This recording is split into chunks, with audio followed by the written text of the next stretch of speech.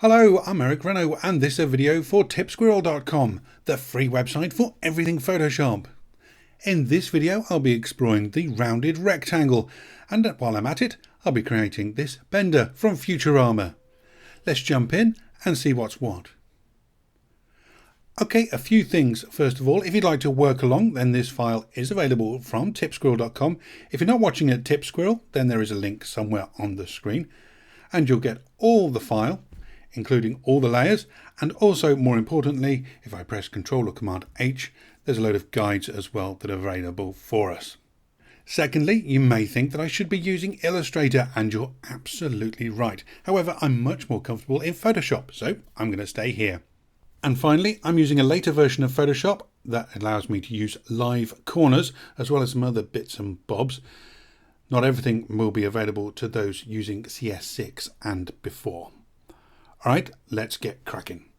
I'm going to highlight my layer here and turn it on. So away we go.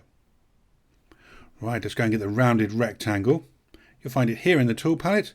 There we go. And I'm going to draw out my first rectangle from these inner guides here and just drag it down and off of the document. And I'm going to let go.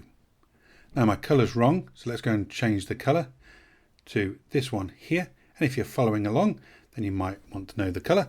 So it's B1, BD, C9.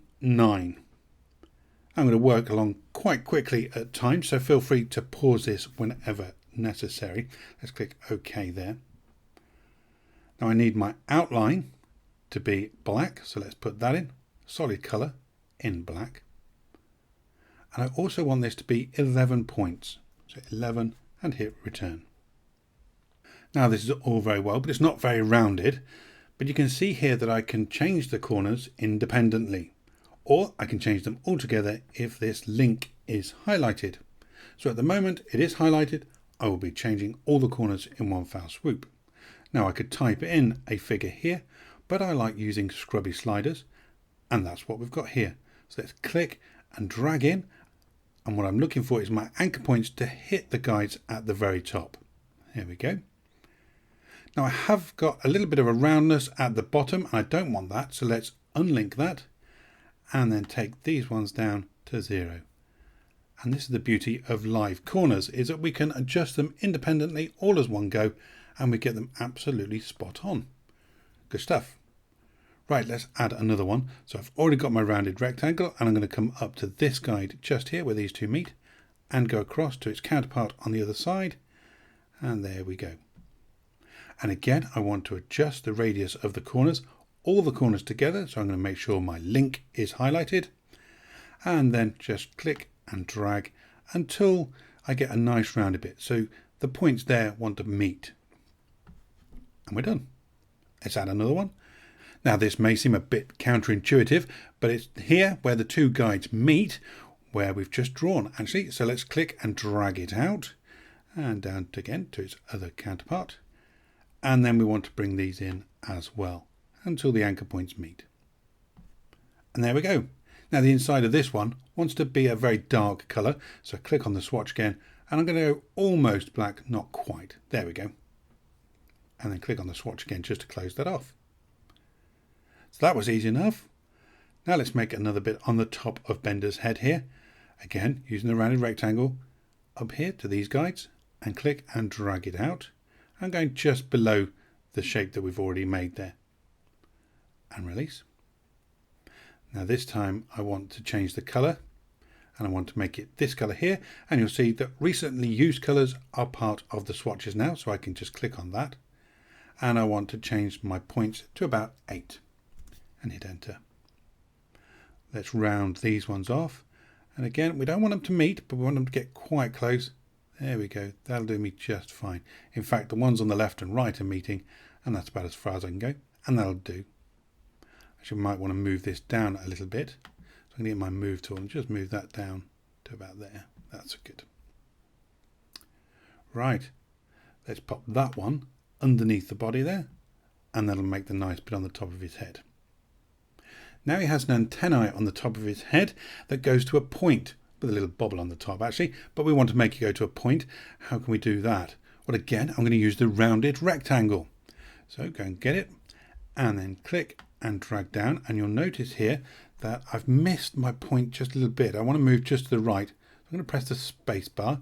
I've still got my mouse pressed down. I'll just bring it in between the two anchor points there and take it up just a little bit to about there. That's about right. And then release the space bar and release the mouse. And there's my shape. We want it to go to a point, so let's make that as much of a point as we can by bringing these in. So we can bring those in, and you see it's nice and rounded, but that's not what we want. Let's zoom in. I'm going to use my navigator panel here. You could use the zoom tool, and then I'm going to press space and click just to drag that around.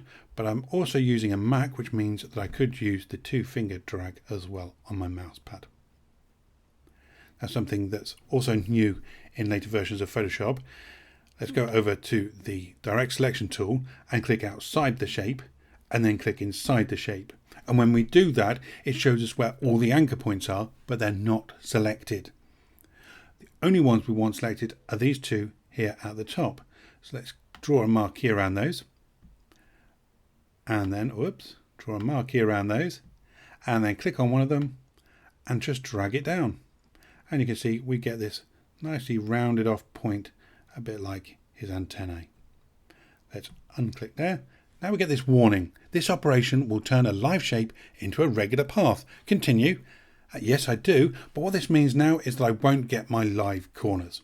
So let's click yes there. And that's that done. We need to drag that down to beneath that little bit that we just made.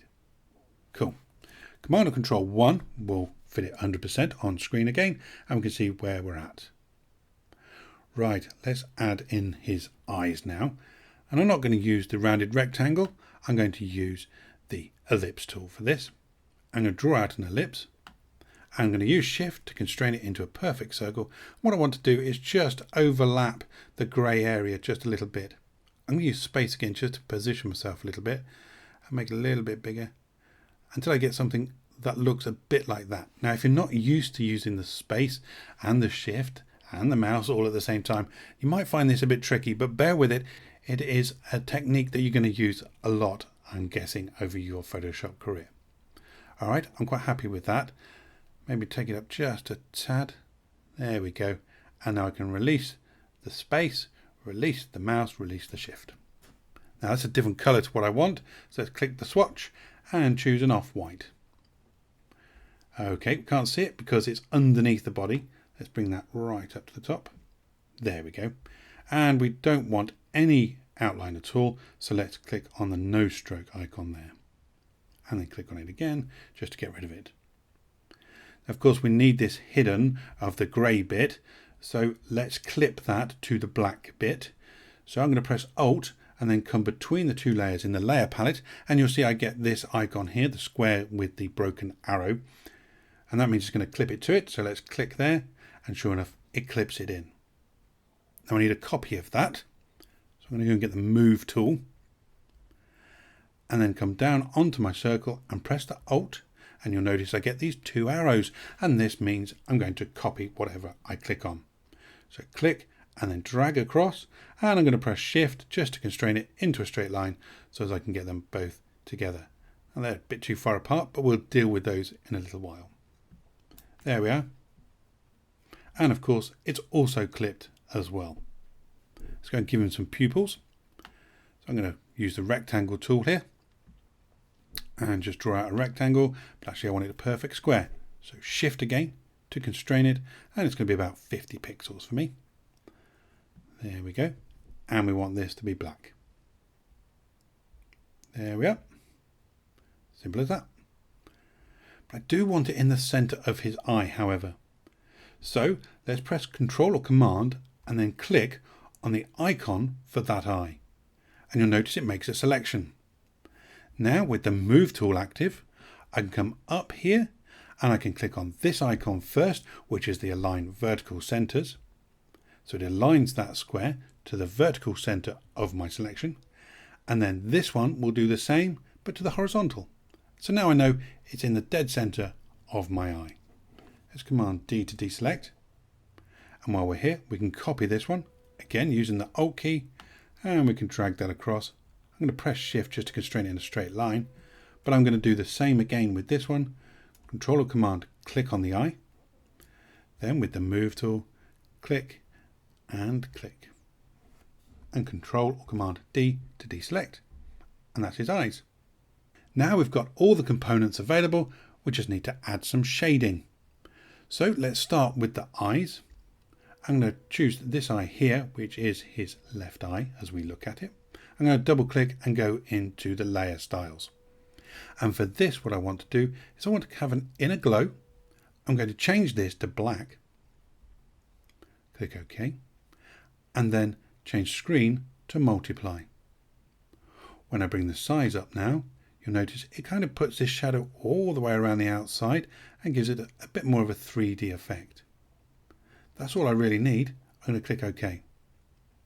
Now I want to copy that, so I'm going to do exactly the same with the layer effects as I did with the layer itself. I'm going to press Alt and then click on the effects icon, and then when I drag it up, you'll notice I've got my two arrows again. That means I'm copying it, and I can drop it down, undo the mouse, and there we go, we've copied that on. So that's our eyes done. Let's hide our guides just for the time being. Control or Command H, so we can see what's going on.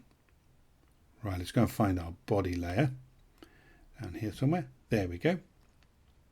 I'm going to double click this one to bring up the layer styles. And now I'm going to choose inner shadow. I'm going to change multiply to overlay.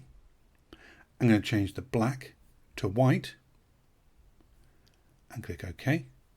And now when I bring the size, the distance and then the choke, you'll notice that we start adding some shading. We can change the distance and the size depending on your taste, but we can also change the contour. So we can come down here and we can change this to whatever we like, however it may fit our bill. In this case, actually the straight one works reasonably well. The choke with how harsh it is, you'll notice we can go quite hard, or we can come and give it a bit of feathering. I actually want this to be somewhere between the two of them, something along those lines. Good, I'm happy with that. I'm going to click OK. Now I could go through all that again, but let's not. Let's copy it using Alt and clicking on the effects and then dragging it up to the eyes and double clicking it. It's already all set up for us. What we're going to do now is click on inner shadow and change it to suit our taste. For me, I'd like the lighter bits to be at the top, if I'm honest. I'm going to uncheck use global light, and then I'm going to just change the angle that this comes in at. Somewhere around there is good. Maybe I could change the size a little bit. I could even change the distance, so it doesn't appear all over the grey at the top. Let's change the angle just a little bit more, and let's bring the choke up. Alright, I'm reasonably happy with that. That's something I can come back and change a little bit later, should I wish. Okay, I'm going to click OK there. And now I'm going to just scooch this down a little bit so as I can see my other layers. And again, press Alt, click on the effects, drag it down, and it'll add one to that little bit at the top there. It's not quite right though, so let's double click it. And go into the inner shadow, and again, let's change the distance a little bit. And change the size a little bit. I might even bring the distance up a little bit more. Okay. Again, I can just come along and tweak that a little bit later, should I wish. And now Alt and click, and we're going to put that on the antennae. Double click it. And again, let's just have a look at the size there, I think. There we go. Maybe the distance. I'm going to bring the choke down just a little bit, just so it's a bit softer on this one. And click OK. So now we've added all the shapes, we've given it all a bit of shading. All we need to do now is give it a background. I'm going to come right to the bottom, click on background and add a new layer. And I've chosen two colours here, the yellow and the red. I've chosen these by random, just a yellow and a red, but if you're interested, this one is F1E528 and the red itself is 8D0707. But like I say, I just picked a yellow and a red. With yellow as my foreground colour, I can come over to the gradient and I'm going to choose this icon right here, which is my radial gradient, and I can click and drag out and we get our background. Now this is a bit perfect for me, so what I'm going to do is I'm going to go to Filter, noise and add noise, and just add a little bit, maybe 5, 6, maybe pixels worth of uniform noise. And that's just going to rough it up just a little bit and make it a little less perfect. And you could do the same to the robot as well, of course. So there we go.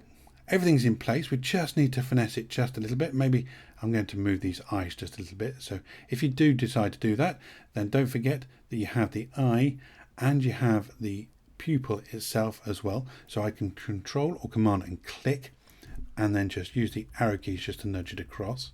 Whoop. Got to be in the move tool and just nudge it across like that. There we go. And then click, and then command and click, and just nudge that one as well. And that's looking a bit better. Okay, there we go. I'm Eric Renault. Thank you very much for watching. I'll see you again soon. Don't forget to subscribe, and of course to come and see all the Photoshop goodies at tipsquirrel.com.